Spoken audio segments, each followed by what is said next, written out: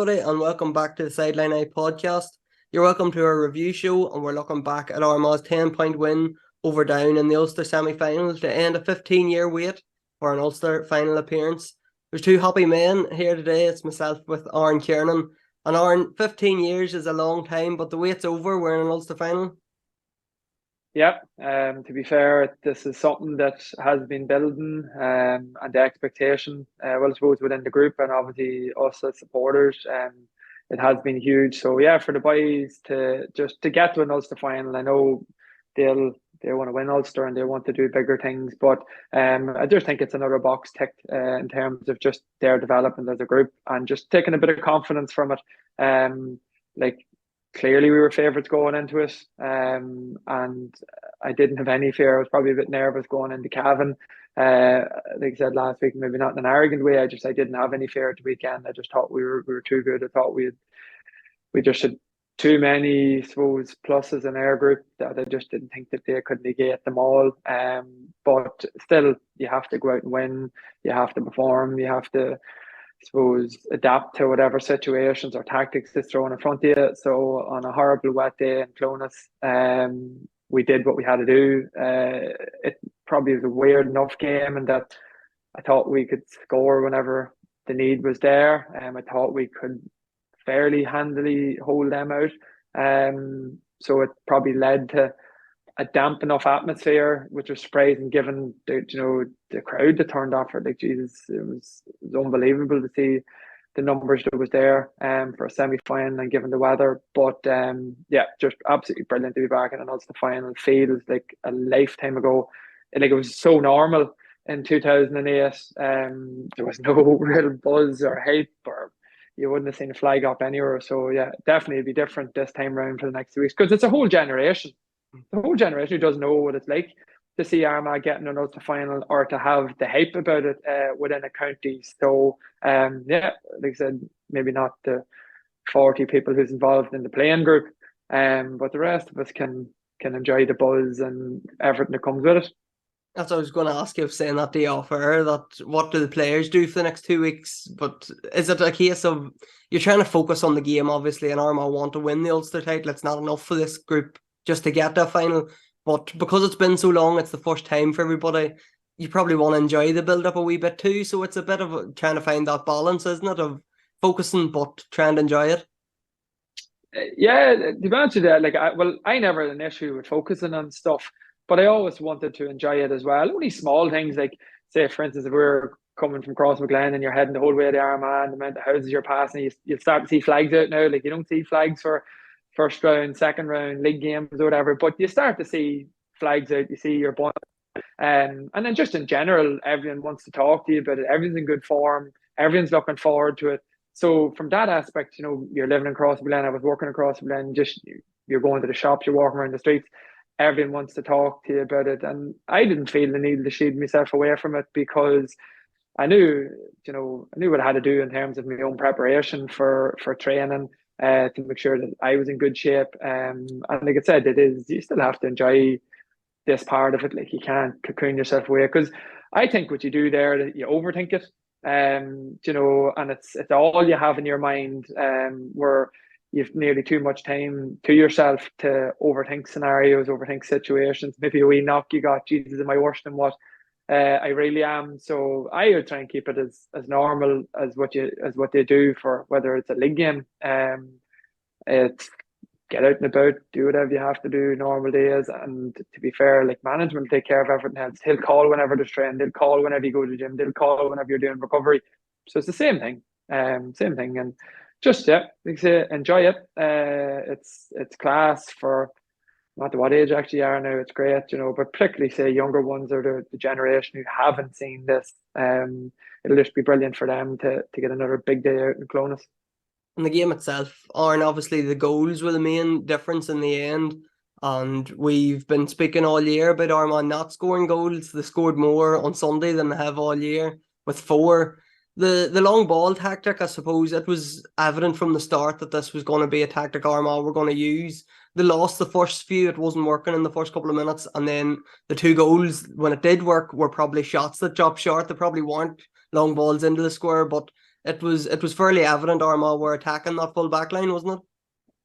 Yeah, they were from early on. It was sort of a bit reminiscent of the start of the Donegal qualifier game in Clonus last year, where we went route one. To be fair to Down, they had more numbers where the ball broke, or maybe the delivery just wasn't hectic for ourselves. So that's an area that can be worked on, but it's an area that I love seeing that we're trying, because of course there's a risk to it. Of course you can give the ball away, they can start breaking the numbers, but there's a massive reward for it. Like we all know, goals are more than 3 points at this stage of the season. For the lift that it gives everyone around, and you can only imagine, say, for instance, if we do it in an Ulster final with the support that they'll be there, it just creates so much momentum. So from a playing point of view or a coaching point of view, it was brilliant to see them trying it. It didn't come off. To be honest with you, the two long ones that we did put in, like you're talking about long ones with a bit of trajectory in them, where you're hoping someone can attack it when someone comes off the shoulder. We didn't actually get any goals out of all of them, even though we got 4 goals.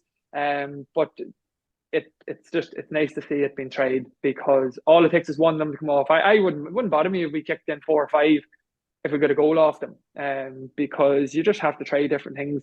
What it also does then is you can frighten another team that they start dropping back then, and they start defending around Ryan or Andrew, whoever it is in the full forward line, and that's where it gives us the pockets of space around the edge of the D, or just inside the 45 then, where Groogs is coming in, striking the ball over the bar, Soupy, whoever it is, because we have the quality of players who can do that and kick from distance, Jason Duffy, etc. So it makes your opponents think as well, instead of just, suppose, them having a comfort zone of knowing every move you're going to make, or being predictable in how we attack.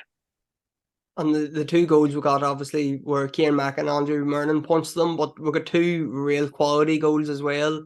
The McParlin one in the first half, I don't know how many down men he beat. He galloped over a couple of them and fired it to the net and rain as well.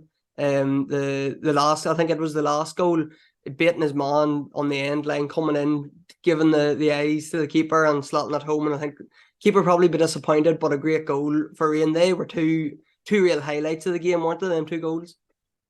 They were, yeah, especially Shane's one in the first half. Like, to be fair to him, that's what I suppose I like saying about him, is he doesn't really overthink things too much. He just seen a man in front of him that he was going to beat, and next thing it ended up there was maybe another 2 or 3 men, and he probably didn't have the option to turn back or to go anywhere else. So he just said, Jesus, should we go on here again?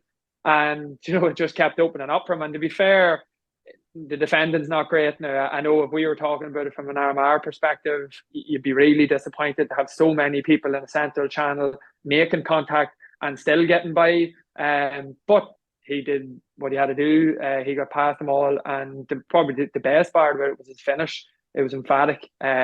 He buried it low and hard, hit it with pure confidence and conviction. And to be honest with you, like, it was just random people around me. I don't know, I was talking to myself, but I just said game over. There was no chance I could see them coming back at that stage, because I didn't see us conceding goals, and they weren't going to outpoint us on the day, even the way they were set up and throwing the weather and that into it. So yeah, it was a massive score to get at that stage. Ryan's one, I have to be honest with you, probably the only time I let a roar out of me the whole day, and a clubmate or someone who you'd be fond of, but you could see in his celebration, he was probably a bit browned off, with the attention that he took the whole day. Like Niall McParlin, fairness, probably did what he had to do, but he didn't look for a ball at any stage. Like, he just stood shoving him for whatever that stage that was, maybe 60 minutes. And that can be frustrating. But from Ryan's point of view, he probably was kept out of it more than we wanted, but he got a point. He hit a lovely ball in for Jason Duffy over the top at that stage. And then instead of staying out round the field and just letting Niall McParlin pull and drag and shove him all around the place all day, he took himself right in front of goals where he was dangerous. But to be fair, we played a quality ball into him to his outside.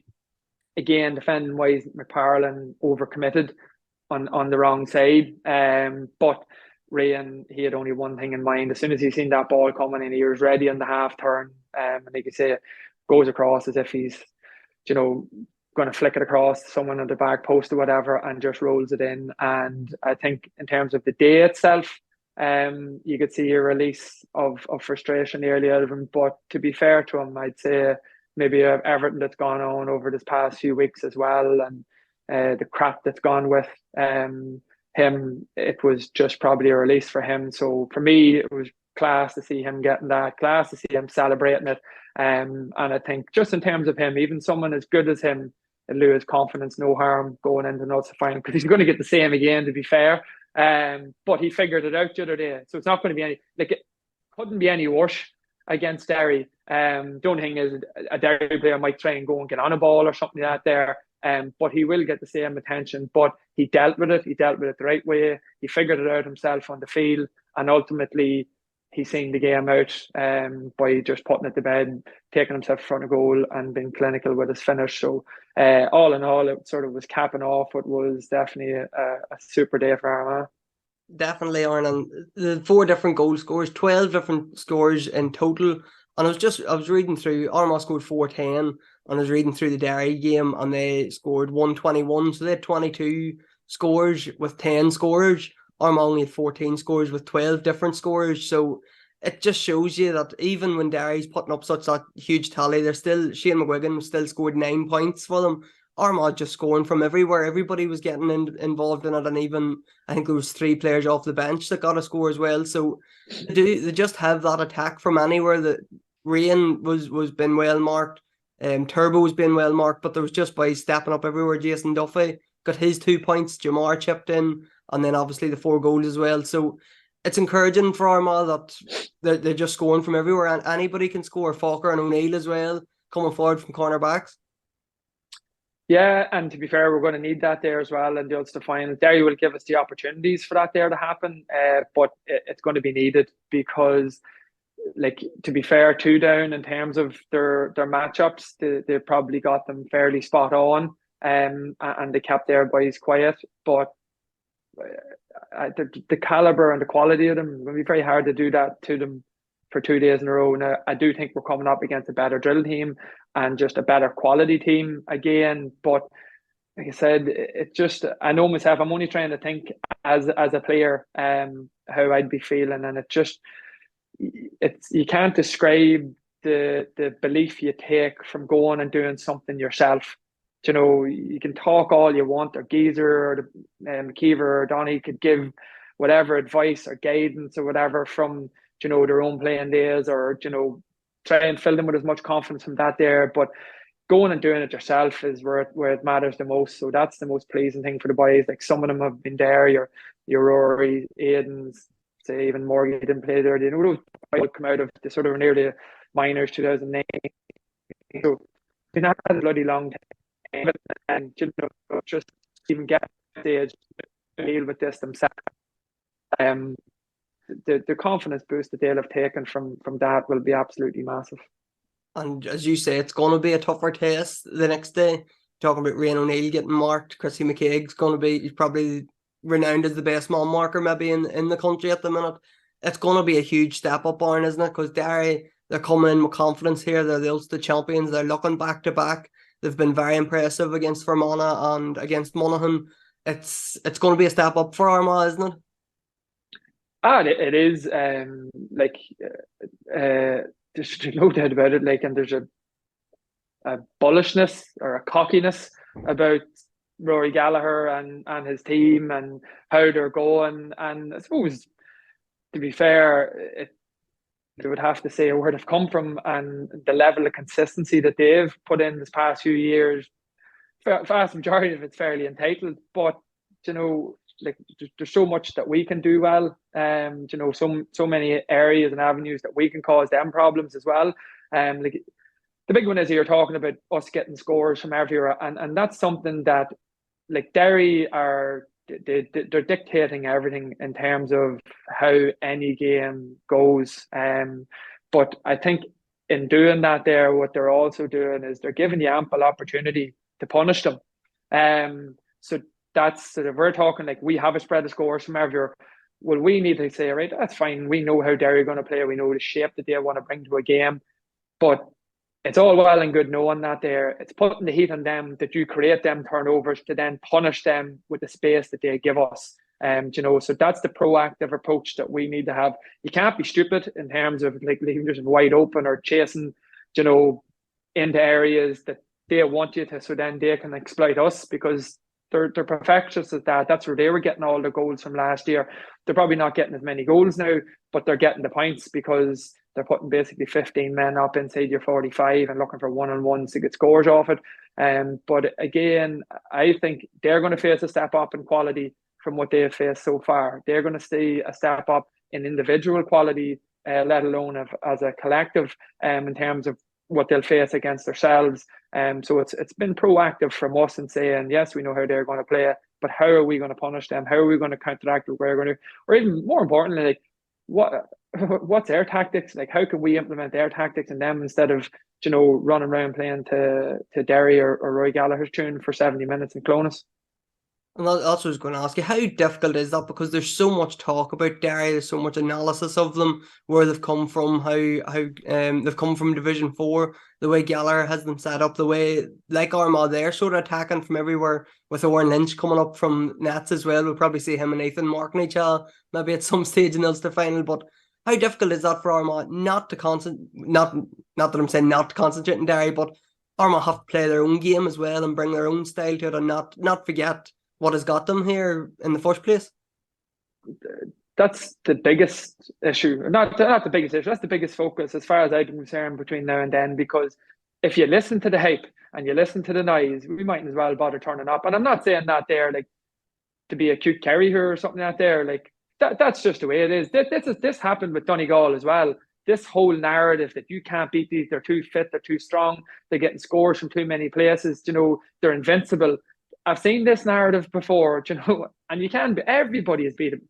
Like Limerick hurlers were going to be the greatest team ever, and they were going to do 5 in a row, and next thing they're after losing at the weekend, and sure, people are saying they're not going to do the 4 in a row. So if you front up to something, or you go after it hard enough as a collective with genuine belief, you can take anybody on your day, and so that would always be my thought. Like I would have. I love like playing the big teams, the top players, because to be honest with you, that's where you want to test yourself against and beat them. That's where you get like, there's no point in doing all the training and devoting your whole life to something.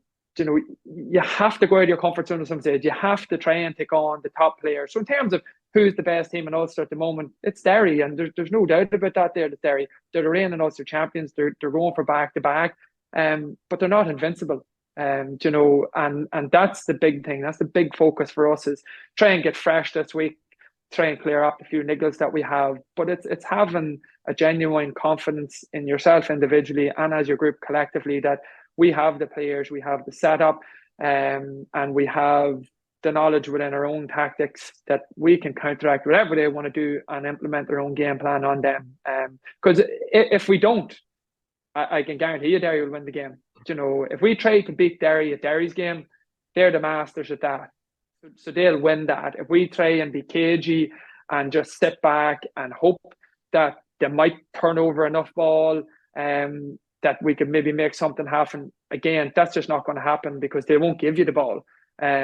So we have to be able to absorb what they want, but still have the capability to go and punish them as well. And that would be the biggest focus for me. Like, if I was involved in that group too, I have no interest in sitting and talking about Derry for the next 2 weeks. I want to talk about us. I want to talk about, what we're going to do, what's their plan, who's going to be marking who, how are we going to exploit space, what pockets are we looking to get the ball to, who are we looking to get into them pockets to get our shots off. Really, that'd be my biggest focus if I was playing. And he said, our boys are the ones that can go out and win this. But doing what they do best. I think we'll worry about Derry next week. We'll enjoy the fact that we're in an Ulster final this week and get the flags up, get everything ready for 2 weeks' time, and we'll hopefully get an Ulster title back in Armagh for first time in a long time. We'll be back next week. We'll have hopefully another preview show with a special guest, a Derry guest next week, and then we'll obviously be back with our review show discussing the Ulster final and everything that goes along with it. We'll be bringing loads of previews, we'll be bringing loads of reports on all the club action coming up this week and next week as well. Aaron, thanks very much for coming on. Appreciate your time. Not about it, Sean. Cheers.